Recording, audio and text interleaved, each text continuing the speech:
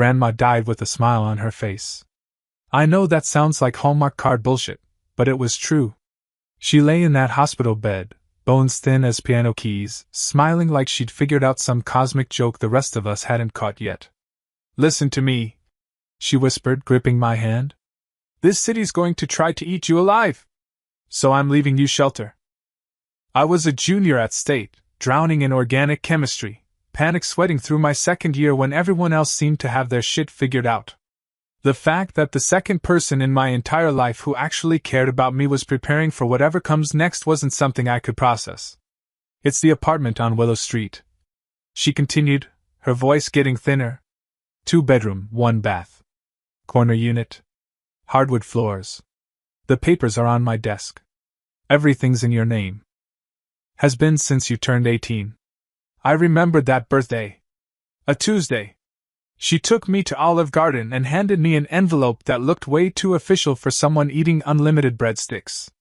It's paid off, she said. No mortgage. No debt. It's yours. Free and clear. You understand? Paid. Off. I nodded because I didn't know what else to do with my face. Don't let anyone take that from you, she added, coughing hard. Not your mother. Not your aunt. Not anyone who smells blood and thinks they deserve a bite. 2 days later, she was gone. The funeral was the kind of event that makes you understand why people say she would have hated all this fuss. My Aunt Patricia kept touching Grandma's arm like she was checking to make sure she was still cold. My mom cried like she'd invented sadness. I stood there in a borrowed suit, thinking about hardwood floors and the fact that I was about to own property while not owning a single decent winter coat. After the reception, I went to Grandma's house to get the papers. The apartment deed was in a manila folder with the title and a handwritten note. For safety. For dignity. For the day you realize your family sees your future but not your worth. Gee. I read it 3 times. Then I put it in a backpack and went back to campus. For the next year and a half, I didn't think much about the apartment.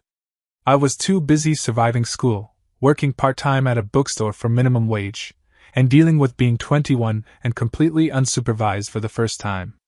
The apartment existed in this weird mental space, like having money in savings but being afraid to check the balance. Then I graduated. And my Aunt Patricia called. Sweetheart, she said, her voice doing that thing where it sounds like she's about to sell you something. I need to talk to you about the apartment. Your grandmother's apartment. I was in my dorm room, surrounded by boxes of textbooks and emptiness. What about it? I asked. Well, she continued, settling into her narrative like an actress taking the stage. You've been so focused on school. And the building, honestly, it's been sitting empty. Empty buildings attract problems. Squatters. Vandalism. I didn't say anything. So I've been renting it out. For you. To take care of taxes and utilities. To make sure it stays maintained. As a surprise. I was going to tell you after graduation, presented completely paid off, and ready to move into. The way she said it, like she was describing a gift instead of explaining why she'd been living in my apartment. Wait, I said. You've been renting out my apartment? Our apartment. She corrected. Technically, it was your grandmother's estate, and your mother and I are co-executors, so... No, I interrupted. She left it to me. I have the deed. It has my name on it. There was a pause. The kind where someone's doing rapid calculations about what they can get away with. How much? I asked. I'm sorry? How much rent have you collected? Another pause. Heavier. It's been going into an account, she said carefully. For maintenance and... How much?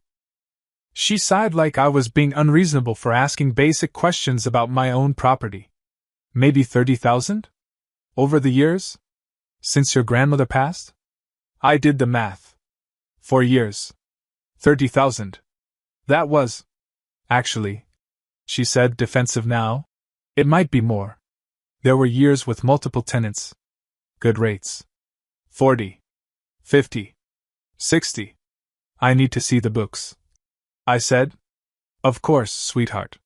But let's have dinner first. When you're upset, you don't make good decisions.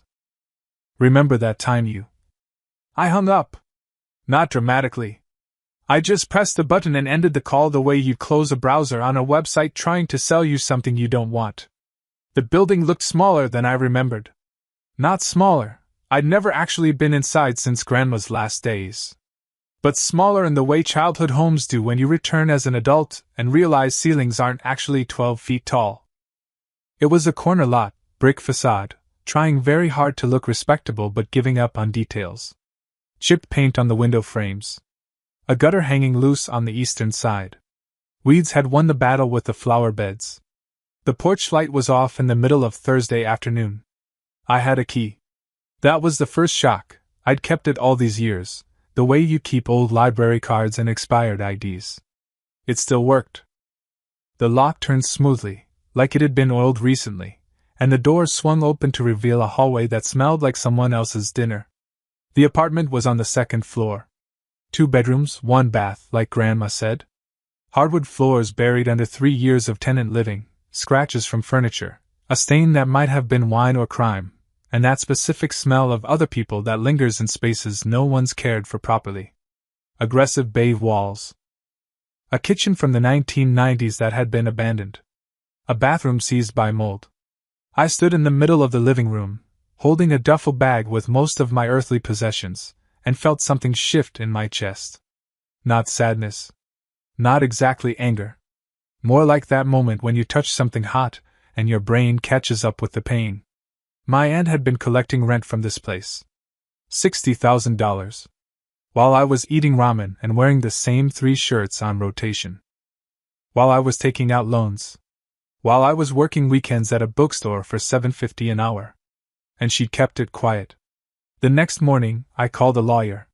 Not some fancy firm with partners on the door. I couldn't afford that. But there's a legal clinic on 5th Street that helps people who have problems. The paralegal who took my case was a woman named Sheila with the kind of no-bullshit attitude that made me understand why she'd ended up in a free clinic instead of a corner office. I brought her the deed, the folder Grandma gave me, my aunt's text explanations. Sheila read through everything, glasses sliding down her nose, making little humming sounds. "Okay," she said finally, looking at me over the rim. "This is ugly. Your grandmother left you this property outright. No ambiguity. You own it. And your aunt has been collecting rent without your permission, without your knowledge, and probably without reporting it as income on her taxes." "I don't know anything about her taxes," I said. "Right. Well, this is fraud. Probably theft. Potentially wire fraud. And the tax evasion? That's the part that really makes this sing." "Sing? In a bad way," she clarified. "The IRS loves this shit. The fact that she's skimming money and not reporting it? That's not just a family matter. That's federal." I felt my stomach drop. "What do I do?" She leaned back in her squeaky chair. "You document everything. Get the lease agreements, bank statements, anything proving you're the owner and she's been collecting without permission. Then we file a police report." "Police? This is theft. Someone stealing from you. The fact that she's your aunt makes it worse, because the betrayal is built in." I left with a list of things to do and a business card for a forensic accountant. But first, I had to confront my aunt. I called her and asked to meet. "Of course, sweetie," she said, her voice already winning the argument. "Let's have lunch. That new place downtown? The one with the good salads?" We met at a restaurant with reclaimed wood tables and aggressive millennial energy. My aunt was already there when I arrived, sitting in a corner booth with a glass of white wine despite it being 11:45 a.m. She looked smaller than I remembered. Age had softened her edges, added weight around her eyes, but her expression was the same. Still, that look of someone who'd learned early that charm could solve most problems. "Honey," she said, standing to hug me. "You look so grown up. When did that happen?" I sat down across from her and didn't answer. "I ordered you the grilled chicken salad," she continued, gesturing to a plate in front of my seat. "You always like salad." "I need to see the accounting records," I said. "For the apartment. Bank statements. Lease agreements. Everything. She set her wine glass down carefully, like it was a chess piece and she was considering her move. Let's talk about this later, she said. Not now. We should eat. No, I said. I want to see the records now. Or you explain right now where $60,000 went. She blinked. Once. Twice.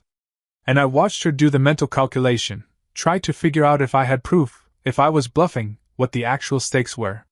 That's an exaggeration, she said finally. It wasn't. How much, exactly? 62,000, she said, her voice dropping.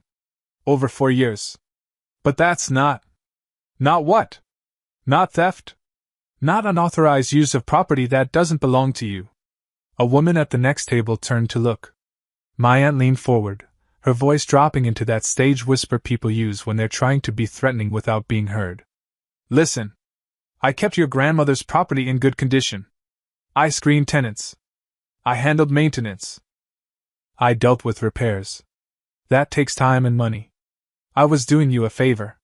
By stealing from me? By keeping an eye on your investment while you were playing college kid. Do you have any idea what rent is in this city? I could have just let that building decay. Let the foundation rot. Let squatters move in. Instead, I was protecting your future. I felt something cold and quiet settle in my chest. I'm going to need you to give me access to all the records. Bank statements. Lease agreements. Everything. Or I'm calling a lawyer. You're calling a lawyer? She actually laughed. Sweetheart, we're family. We don't air our dirty laundry to lawyers. Then give me the records. I don't have them organized. It would take. I don't care how long it takes. I said. I want them by Friday. Or I'm reporting this to the police. I stood up, didn't touch the salad, and walked out.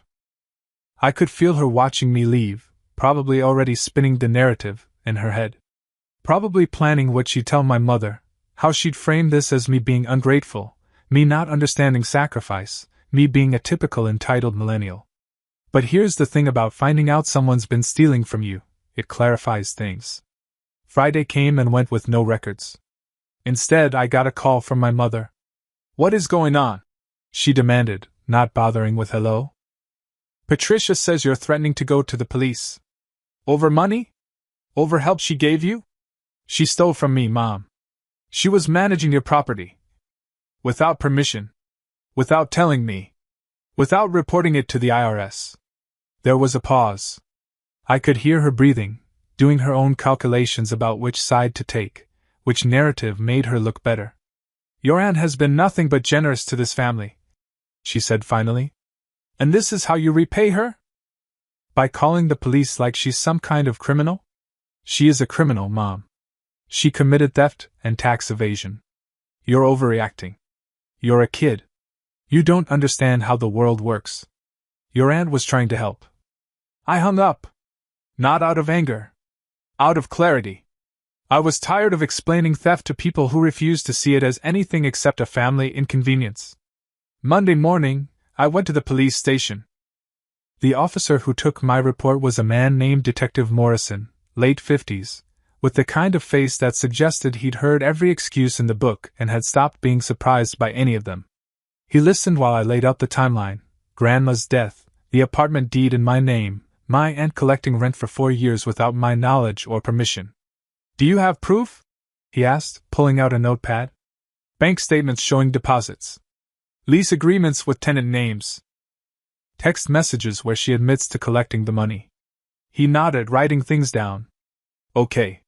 What we're looking at here is theft, unauthorized use of property, and potentially fraud. The tax angle makes it messy. That falls under federal jurisdiction. But we can start with the state charges. What happens now? I asked. Now we build a case. We'll need you to provide all the documentation. And we'll contact your aunt for her side of the story. She's my family. I know, he said, not unkindly. Family theft is the worst kind. Because it's not just the money. It's the betrayal. I nodded. That was exactly what it was. My aunt got a call from a police detective 3 days later. My mother called me that same afternoon. What have you done? She said, her voice shaking with what I think was supposed to be anger but sounded more like panic. The police are investigating your aunt. Your aunt. Do you understand what you've done to this family? Reported a crime. I said. You've humiliated us. Everyone knows. The neighbors know. Her work is known. How could you do this to Patricia? To us? She did this to herself, Mom. By stealing. She was helping. Stop, I said. Stop saying that. She wasn't helping. She was taking money that belonged to me while I was struggling. That's not help. That's predatory. My mother made a sound that was somewhere between a sob and a laugh. Your grandmother would be so disappointed in you, she said. I thought about Grandma's last words. Don't let anyone take that from you. No, I said. She wouldn't be. The next call came from an IRS agent named Linda Chin. Apparently, my police report had triggered a federal investigation. The IRS doesn't mess around with unreported income, and my aunt's 4 years of collecting rent without filing were exactly the kind of thing that gets their attention. We're going to need copies of all the lease agreements, Ms. Chin said. Bank statements. Any written communication about the arrangement. I have all of that, I said. Good. Your aunt will be receiving a notice. She has 30 days to file amended returns or will proceed with an audit that could result in penalties, interest, and potential prosecution. Prosecution. Federal charges. This was real now.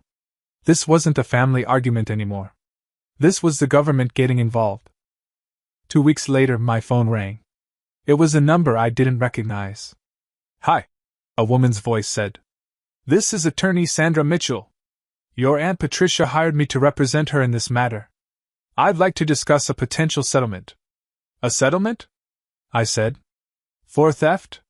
My client admits that she may have handled the property management in an informal manner, but her intentions were always to help her nephew. She's prepared to make full restitution for any rent collected, plus compensate you for emotional damages and… I don't want a settlement, I said. I want her charged. There was a pause. My client would prefer to resolve this privately, the attorney said carefully. Litigation can be costly and embarrassing for everyone involved. She should have thought about that before she stole $62,000. I hung up. That evening, my phone lit up with text messages from family members I barely knew. Cousin Derek. This is out of line. Patricia made a mistake. Family forgives. Aunt Susan. You're tearing this family apart over money. Money can be replaced. Family can't. Uncle Robert. Your grandmother would want you to forgive and move forward. I muted the group chat. Then I called Sheila. They're trying to settle, I told her. Offering restitution. Of course they are, she said. That's what happens when the IRS gets involved. Suddenly, everyone wants to make things go away quietly. Should I take it? That's your call, Sheila said. But here's the thing, she knew what she was doing was wrong. She did it for 4 years. She only stopped because you caught her. That's not a mistake. That's a pattern. I thought about that. About how many years had it been? How many tenants had lived in my apartment while I didn't know it existed? How many rent checks had gone into her account while I was taking out student loans? I'm going to let the legal process happen, I said. I'm not settling. The IRS filed charges in July. The police filed charges in August. My Aunt Patricia, a respected member of the community, a volunteer at the local food bank, a woman who brought casseroles to sick neighbors, was now facing federal tax evasion charges and state theft charges. The local news picked it up. Local woman charged in family property theft. My mother stopped calling. My relatives stopped texting. There was just silence, the kind that feels like punishment, except I wasn't the one being punished anymore. I moved into the apartment in September. The building was mine now, legally and physically. I hired a contractor to refinish the hardwood floors, paint the walls a color that wasn't aggressive beige, and fix the mold situation in the bathroom. I had enough money saved from the bookstore job to start that work, and I wasn't going to let another day go by without claiming what was mine. Standing in the apartment one afternoon, watching the contractor sand the floors, I thought about Grandma's note. For safety. For dignity. For the day you realize your family sees your future but not your worth. She'd known somehow. She'd known that they would try. She'd known I'd need shelter from them. And I was standing in it. The courtroom was smaller than I expected. I'd watched enough legal dramas to imagine something grand, high ceilings, ornate woodwork, the kind of space that makes you feel the weight of justice. But this was just a room. Fluorescent lights. Beige walls. A judge's bench that looked like it came from an office supply store. The whole thing had the energy of a DMV with better acoustics. My Aunt Patricia sat at the defendant's table in a navy suit that was probably meant to make her look sympathetic. She'd lost weight, stress will do that, and her hair was different, styled in a way that screamed, "I hired a professional to make me look trustworthy." Her attorney, Sandra Mitchell, sat beside her, a woman with the kind of sharp haircut that costs money and the expression of someone who'd successfully defended worse people than this. Detective Morrison sat a few rows back. Mess. Chen from the IRS was there too, taking notes like she was documenting evidence of the apocalypse. The judge, a woman named Patricia Holt, which felt like cosmic irony, looked like she'd been doing this job for 30 years and had stopped being surprised by human behavior around year 2. "This court is hearing the case of the state versus Patricia Henderson," the judge said, reading from papers in front of her. "Charges include theft of property, unauthorized use of real estate, and fraud." "How does the defendant plead?" Sandra Mitchell stood. "Your Honor, my client enters a plea of not guilty. We believe this is a misunderstanding regarding property management duties that will be addressed," Judge Holt said, not looking up. "The prosecution will present their case first." The prosecutor was a woman named Jennifer Clark, mid-40s, with the kind of tired eyes that suggested she'd seen every excuse in the book and was immune to all of them. She walked me through my testimony methodically: the deed, the apartment, the 4 years without knowing it was being rented out, the confrontation at lunch, the documentation. "Did your aunt ever ask your permission to rent out the apartment?" Clark asked. "No," I said. "Did she ever offer to share the rental income with you?" "No."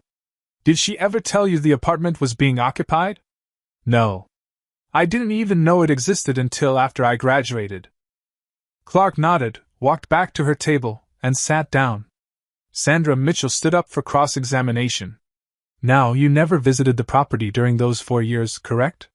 she asked. "Correct." "And you never attempted to contact your aunt about your grandmother's property?" "Because I didn't know it was mine to care about," I said. "She didn't tell me." "But your aunt was your mother's sister. You knew she existed. You knew she was family. Didn't you think it odd that no one mentioned this valuable asset?" "I think it's odd that my own aunt collected $62,000 from my property without telling me," I said flatly. "That's what I think is odd." Mitchell tried a different angle. "Your aunt has testimony from multiple tenants stating that she was responsive to maintenance issues, that she kept the property in good condition, that she was a professional landlord." "A landlord for a property she didn't own," I said. "For money she didn't have permission to collect." "Objection," Mitchell said to the judge. "The witness is being argumentative." "Overruled," Judge Holt said. "He's answering the question." The trial lasted 3 days. My aunt testified on day 2. She sat in the witness box, perfectly composed, and told a story about how she was just trying to help her nephew, how she was managing an asset that would have deteriorated without her care, how she'd always planned to give him the money eventually but had been waiting for the right time. "I was protecting his investment," she said, her voice soft and reasonable. "I would never intentionally harm my own nephew."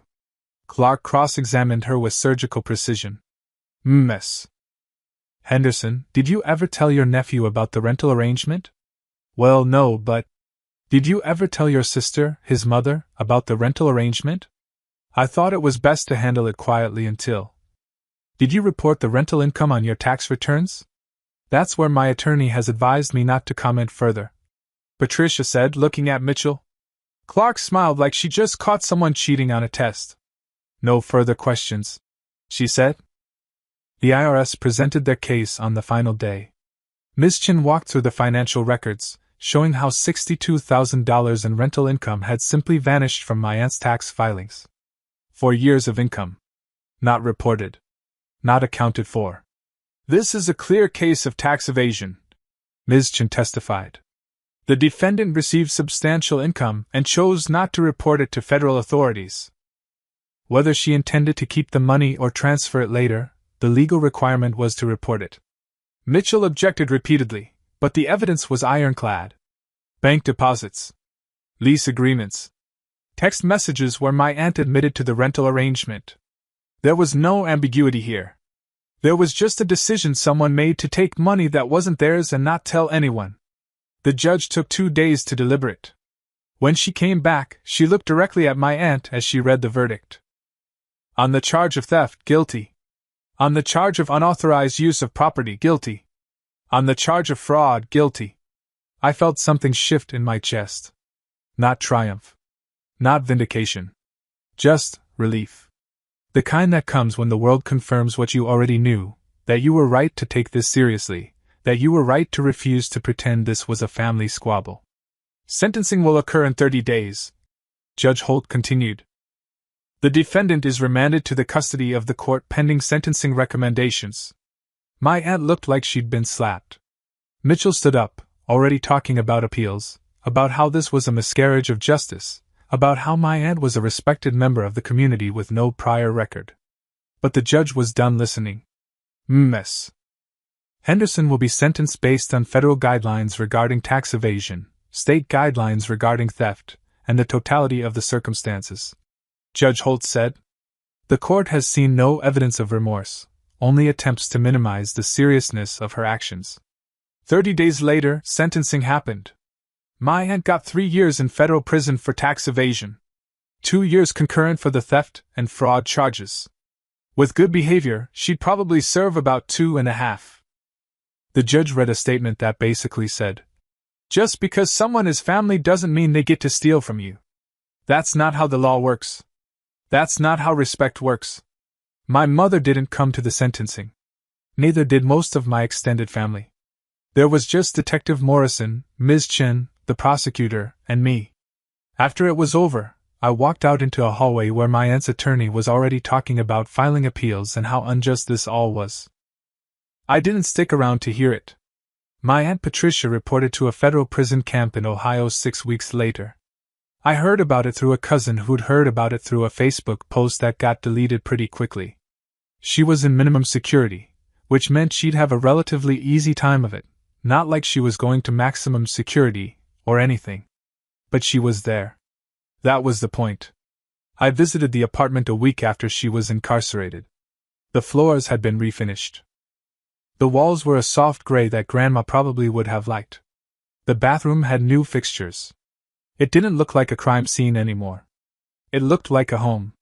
I stood in the living room, in front of the window that overlooked Willow Street, and thought about how many nights my aunt had slept somewhere else while tenants slept in my apartment. How many rent checks had arrived in her name. How many lies she told herself about helping me. My phone buzzed. A text from my mom. "Your aunt wants you to visit her in prison." I stared at that message for a long time. Then I put my phone away. Some boundaries, once drawn, don't get erased. Life moved on in that weird way where everything changes, but also nothing does. I lived in the apartment. I worked at the bookstore during the day and started taking freelance design gigs at night. Turns out I had skills I didn't know I had, and the internet is full of people who need graphic design work and don't ask too many questions about your background. The money started accumulating. Not a fortune, but enough to feel secure. Enough to stop holding my breath. My mother called occasionally. Our conversations were cordial and distant, like we were acquaintances who'd known each other once. She didn't apologize for choosing my aunt over me. I didn't ask her to. We just existed in separate orbits now, occasional text messages about nothing important, proof that we were still alive but not proof that we were family in any meaningful way. My cousin Sophie called me about 6 months in. She was the only one who'd reached out after the trial, the only one who'd said, "You did the right thing," without adding a, "But I'm getting married," she said, "and I want you to come." As a real guest. Not as the person people whisper about. Will my aunt be there? I asked, knowing the answer. No. She's in Ohio. And honestly, I've cut contact with most of that side of the family anyway. They keep asking me to forgive her, to reach out to her, to convince you to drop the appeals she's filing. It's exhausting. I'm sorry, I said. Don't be sorry. Be happy. That's what you did. You chose yourself. I'm trying to learn how to do that too. I went to Sophie's wedding. It was small, held in a park, the kind of wedding where people actually seemed to like each other. I brought a date, a woman named Alex who I'd met at a coffee shop while waiting in line. She had a dog and a career in nonprofit work, and the kind of directness that made me feel seen instead of judged. So your aunt stole from you and went to prison? Alex asked as we drove to the wedding. Yeah. And your family thought you were wrong for reporting it? Yeah. Your family is insane, she said, which was refreshingly honest. At the wedding, I didn't feel like the villain. I felt like someone who'd made a hard choice and survived it. 2 years into living in the apartment, I got a letter from the federal prison. It was from my Aunt Patricia. Her handwriting had gotten smaller, like something inside her had shrunk along with her freedom. I've been thinking a lot about what I did. The letter began. And I've been in therapy here, they make us do that, and I think I'm starting to understand why I did it. I was angry at you for being smarter than me, for having more potential, for Grandma seeing something in you that she didn't see in me. So I told myself I was helping you, but really I was just taking from you the way I felt like the world had taken from me. I read that paragraph 3 times. I don't expect you to forgive me. The letter continued. And I'm not writing to ask you to. I'm writing because I need to tell someone the truth, and you're the only person who would understand what that truth is. I robbed you. Not just of money. Of knowing that there was someone in your family you could trust. That was the real crime. I put the letter down and didn't pick it up again for a week. When I finally responded, I didn't write much. Just, I needed to hear that you understood what you did. I don't forgive you yet. But maybe someday I will. Not for you. For me. 3 years later, my Aunt Patricia was released from prison. She'd served her time, paid her debt to society in the way that the legal system measures these things. She was on probation. She'd lost her job. Her husband had divorced her while she was inside. She came out to a world that remembered her as the woman who stole from her nephew. I didn't hear from her directly. But my mother mentioned in passing that Patricia was trying to rebuild, and hoping the family could move forward. I didn't respond to that. Instead, I focused on what I had. The apartment with the refinished hardwood floors. The business I'd started with my freelance design work. Alex, who'd become my partner in the way that meant she knew all my traumas and stayed anyway. A life that was built on my terms, with my money, in a space that had been meant for me all along. 5 years after the trial, I got an email from a documentary filmmaker. Apparently, my case had become something of an internet phenomenon. Niece exposes aunt's theft was trending on Reddit. TikTok creators were making videos about family betrayal. My story had become a cautionary tale about boundaries and the importance of legal documentation. The filmmaker wanted to interview me. To tell the story properly. To make it something that could help other people who were being stolen from by people they were supposed to trust. I said yes. It took 3 days to film. They interviewed me in the apartment, on Willow Street, the place where it all started and ended and began again. They interviewed Detective Morrison, who talked about how family theft was one of the most painful crimes he investigated. They interviewed Ms. Chen from the IRS, who explained the financial crimes angle. They even interviewed my Aunt Patricia. She looked older than I remembered. Prison does that. It steals more than time. She talked about her guilt, about her therapy, about how she'd been consumed by resentment and mistaken it for love. About how she justified theft by calling it care. When the documentary came out, it went viral in that specific way where millions of people suddenly cared about your personal trauma. I got messages from strangers telling me I'd inspired them to cut off toxic family members. Others said I was too harsh, that I should have given my aunt another chance. Some people said I was brave. Others said I was a betrayer of family loyalty. I read some of those messages. Not all of them. Just enough to understand that people will always project their own family drama onto your story and find a reason to judge you for whatever you choose. A decade after Grandma died, I stood in the apartment on Willow Street and took inventory. The hardwood floors were still beautiful. The walls had been repainted twice. The bathroom had been renovated again because bathrooms always need renovating. I'd added bookshelves. I'd hung art. I'd built a home out of what my aunt had tried to steal from me. Alex had moved in permanently. We were talking about buying a second property, something with space for a garden. We were talking about marriage and dogs and the kind of future that feels solid because it's built on something real instead of obligation or guilt. My Aunt Patricia had reached out a few times over the years. Apologies. Requests for forgiveness. I'd responded with polite firmness. I was glad she was rebuilding her life, but I wasn't interested in a relationship with her.